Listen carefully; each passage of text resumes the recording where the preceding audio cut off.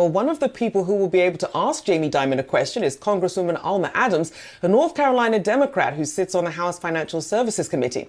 And she joins us now. A pleasure to have you, Congresswoman. So first, what are your expectations? What do you want to drill down on when you have these CEOs in front of you this week?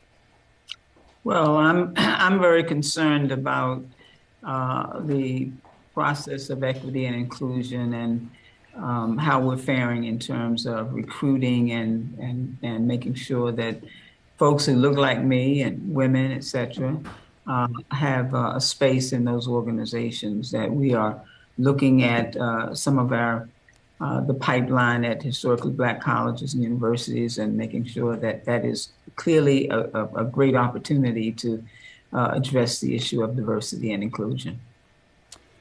The subject of inflation certainly should come up with those CEOs, as Jamie Dimon, as we just mentioned, talked about storm clouds for the economy. It's interesting, though, in the wake of what the president said to 60 Minutes about inflation when asked by Scott Pelley, he said it basically went up an inch. Now, the president was referencing, of course, the month-to-month movement, but are you concerned that the president sounded a bit out of touch regarding a 40-year high for inflation for Americans?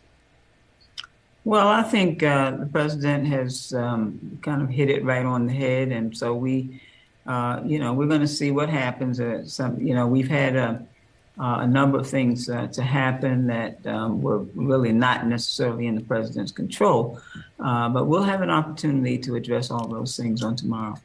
And Congresswoman, we know that the economy is a very important issue here for voters heading into those midterm elections. There was a recent poll by New York Times and Siena finding that 49% of respondents saying that economic issues were likely to determine their votes in November. I'm curious what you're hearing from your constituents, from those that you represent, just in terms of how optimistic they are about the direction of the U.S. economy and how optimistic you are.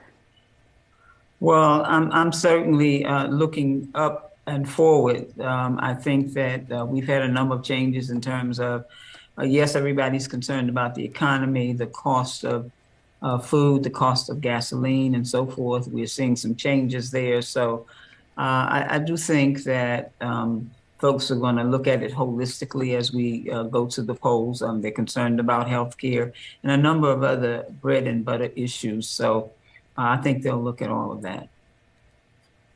And as we look ahead to Black Women's Equal Pay Day, and we look at some of the factors as we're coming out of this recovery, as we're sort of seeing how people have done on the other side of the pandemic, whether it's factors like being a parent, whether it's you're pursuing a secondary degree, what are some of the factors that are still exacerbating the differences in pay? Well, first of all, I'm glad that we're talking about Black Women's Equal Pay Day. Of course, we have to recognize that Black women have to work almost 24 months to make the same amount of money for the same work that an average white male makes in just 12 months. So women, Black women in particular, are working full-time, year-round, paid only 58 cents for every dollar paid to white non-Hispanic men. And so that's one of the many reasons that I'm continuing to lead the Black Women's Equal Pay Day resolution in the House of Representatives. Because when you look at 58 cents on the dollar, it's low. Unfortunately, that means that we're heading in the wrong direction. And last year it was 63 cents on the dollar. So it's dropping. So lower wages rob women of an equal life, the ability to pay for education, for health insurance, for food, for housing, for all of the things that they need to survive for themselves and their families. And so my family lived this struggle. My mom cleaned houses. She pinched every penny so that I could be the first person to go to college. And so I can relate to these things, and I can only imagine what women like my mom would have been able to do had they been paid a fair wage. So, it's about still equity, making sure that for the work that we do, that we're paid equally. Yeah, Congresswoman, do you have any sense of why that number is dropping, and how concerned are you that Republicans could take the House at the midterms, therefore leaving you with very little time to get this through? Well, I'm not concerned that they're going to take the House. We're going to work hard to prevent that from happening. But we're going to have to continue to work on it. You're right. It's taken too long.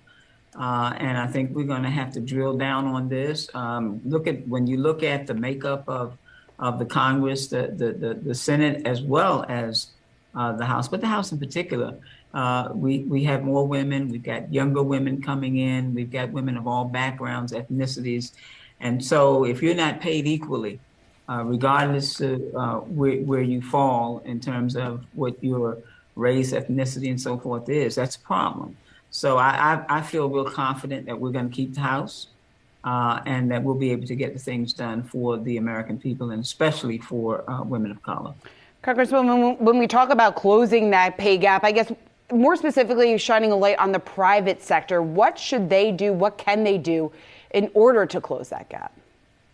Well, I just think we have to be very direct and deliberate about respecting women for the work that they do, to make sure that we pay them for the work that they do, that they get promoted and that they serve in the C-suite and all of the other places where we see so many men. Because I can't think of any particular profession where women have not excelled. And so we need to be paid for that. But I think the private sector need to step up and make sure that we are paying women equally, and that understanding that this wage gap is really creating a problem for so many women and their families. And so, if you got good workers, if you pay them a fair wage, a good wage, then you're going to get a good return in terms of the services that you're offering in your company. And as we ramp up to the midterm elections, obviously a lot of issues coming to the front. Of course, most recently, Governor DeSantis with his immigration push, busing and flying in migrants from other countries to really sort of send this message. I wanted to get your take on that and what people should really take away from this in terms of what this means for the economy when you have an issue like this brought to light in this way. Well, first of all, I think it's terrible what those governors are doing. I think it's inhumane. I do think we have to respect all people. What has happened has, I think, as far as I'm concerned, is clearly an embarrassment to our country, where we're talking about people who are seeking a better life. They're not criminals and so forth. So, I think we can do better. We should do better. And hopefully we will look at people as human and would try to treat them the way that we want to be treated and the way we want our families to be treated. So we are in a situation here in our country where we have so many jobs that are available, and we have people who can perhaps come and do the work. And so, I think we have to look realistically at what's going on and be humane and sensitive and compassionate in terms of how we treat our brothers and sisters.